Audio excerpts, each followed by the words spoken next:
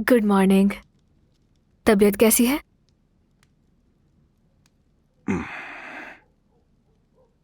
तुम्हारा नाश्ता रेडी है। मुझे भूख नहीं है। लेकिन तुम्हें कुछ ना कुछ तो खाना होगा, वरना तुम ठीक कैसे होगे?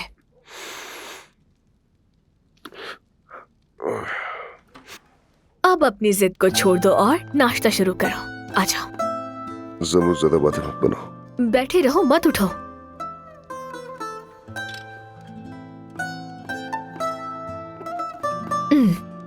चलो मुंह खोलो, शाबाश। मैंने क्या कहा?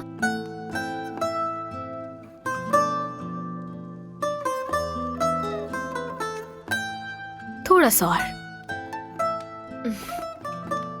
मुंह खोलो। ठीक है बस। इस तरह तुम कैसे ठीक होगे? नहीं खाओगे तो मेरा जीना कैसे मुश्किल करोगे?